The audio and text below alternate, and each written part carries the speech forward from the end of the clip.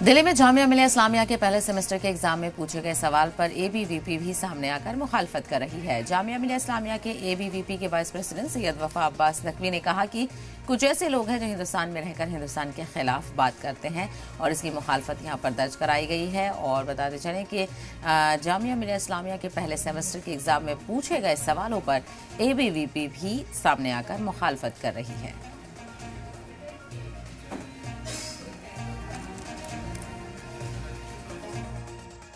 जामिया मिलिया इस्लामिया के BA honours social work department के first semester का एग्ज़ाम हुआ और उस एग्ज़ाम में एक सवाल पर बवाल बढ़ता जा रहा है। ये बवाल अब राजनीतिक गलियारों में भी हड़कंप मचाया और ख़ासतौर पर जामिया मिलिया इस्लामिया को इस पर जवाब देना बन रहा है।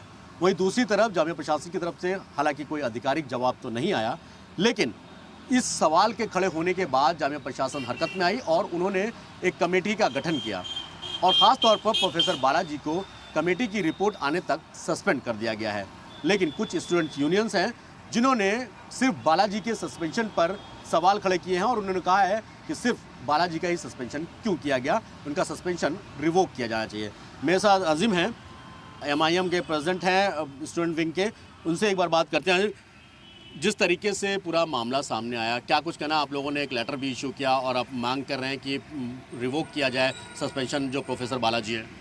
देखें कि जिस तरीके से ये एक मैं कहूँगा जुल्म हुआ है उस्ताद के साथ, एक टीचर के साथ, तो ये बहुत गलत है क्योंकि हमारा ये माइनॉरिटी इंस्टीट्यूशन है और अगर इसमें किसी माइनॉरिटी के ऊपर क्वेश्चन पुट किया जाता है तो उसमें कोई गलत चीज़ नहीं है।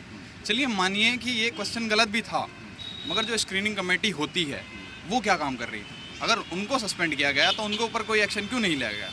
देख, जैसे कि आपका कहना है कि जो स्क्रीनिंग कमेटी जो पेपर आता है, क्योंकि एक पेपर तो नहीं बनता, 2 से 3 पेपर बनते हैं, फिर उसको स्क्रीनिंग कमेटी सेट करके तब वो पेपर बच्चों स्टूडेंट के पास आता है, तो उस स्क्रीनिंग कमेटी पे भी एक्शन होना चाहिए था। आपका कहने का मतलब ये? बिल्कुल, सबसे पहले उन पर ही एक्शन होना चाहिए था कि वो क्या काम कर रहे थे। अगर आप एक टीचर को क्वेश्चन पेपर सेट करने के ऊपर उनको आप सस्पेंड कर रहे हैं तो आपको स्क्रीन कमेटी जो होती है उसके ऊपर एक्शन लेना चाहिए था, तभी जाकर आप कुछ एक टीचर के खिलाफ कोई एक्शन ले सकते थे। अगर आप उनके ऊपर कोई एक्शन नहीं ले रहे हैं तो आपका कोई हक नहीं बनता है कि आप उनके ऊपर कोई एक्शन लें।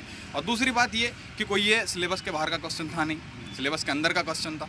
ठीक है, सिलेबस में है ये कुछ, सिलेबस में ये क्वेश्चन है, सारी चीज़ें वहाँ पर मेंशन है। जो हमने अपना नोटिस निकाला है, आप अगर हमारा नोटिस जाके पढ़ें, उसमें सारी चीज़ें मेंशन है कि कहाँ से ये क्वेश्चन पुट किया गया है। ठीक है, हाँ, अगर इस क्वेश्चन में कुछ गलत था तो इस मामले को जितना तूल एबीवीपी ने जामिया में दिया है, इतना तूल देने की ये कोई बात नहीं थी। जो कमेटी अभी बनी थी वो कमेटी पहले बनती, उस पर पूछताछ होती और जाके उस चीज़ का जो था निवारण निकल सकता था, लेकिन इसको ज़्यादा तूल दिया गया है। मेरे साथ फैज़ान भी है, NSY के प्रेसिडेंट हैं यहाँ में, और खास फैज़ान, आपका क्या कुछ कहना है इस पूरे मामले पर? देखिए, सबसे पहला सवाल तो यही निकलता है कि जब आप BA सोशल वर्क का जो ये सेमेस्टर था उसमें जो थर्ड यूनिट था, थर्ड यूनिट में बाकायदा ये पूरा टॉपिक था कि माइनॉरिटीज़ के बारे में, और उसी से रिलेट करके ये क्वेश्चन बनाया गया था। और अभी जैसा जासिम ने कहा कि जब ये क्वेश्चन बनाया गया और जब आगे कमेटी की तरफ वो क्वेश्चन गया तो वो पेपर गया, हाँ, पेपर पूरा गया, तो उसको कैसे पास कर दिया?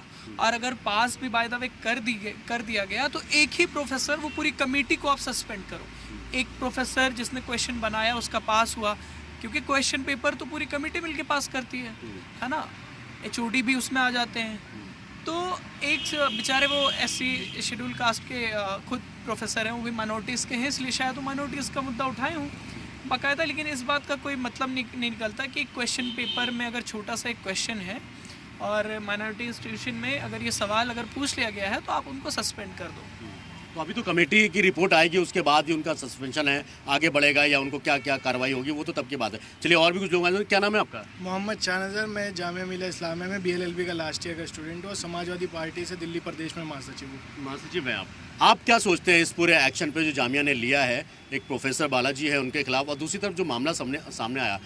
अच्छा, एक चीज़ मुझे बताइए कि क्या यूनिवर्सिटी के अंदर इस तरीके के सवाल स्टूडेंट्स के बीच में भावना को पैदा नहीं करते कि आपसी में बांटने की कोशिश नहीं है? देखिए, जो सस्पेंड हुए हैं वो भी प्रोफेसर है, जिन्होंने सस्पेंड किया है वो भी प्रोफेसर है, और पिछले 2 साल से हम देखते हुए आ रहे हैं कि जामिया मिलिया इस्लामिया के अंदर बिना दूसरा पक्ष सुने तत्काल कार्रवाई की जा रही है, और ये एक तरफा कार्रवाई बिल्कुल असंवैधानिक है। जब 1989 एट्रोसिटीज़ अगेंस्ट दलित का भी एक एक्ट हमारे पास है, तो एक दलित प्रोफेसर ही अगर एट्रोसिटीज़ अगेंस्ट मुस्लिम्स पूछ रहा है और उस पे सस्पेंड कर रहे हैं, तो ये साफ झलकता है कि ये आरएसएस और एबीवीपी का दबाव, भारतीय जनता पार्टी का दबाव वाइस चांसलर के ऊपर है। और ये कोई नई बात नहीं है, जब उत्तर प्रदेश सरकार अखलाक मर्डर केस में अब चार्जेस वापस डालने के लिए एक एप्लीकेशन लगा सकती है, तो ये कोई नई बात नहीं है कि एक अगर कोई सत्यता की बात करे तो उस पर उन्हें सस्पेंड किया जाए।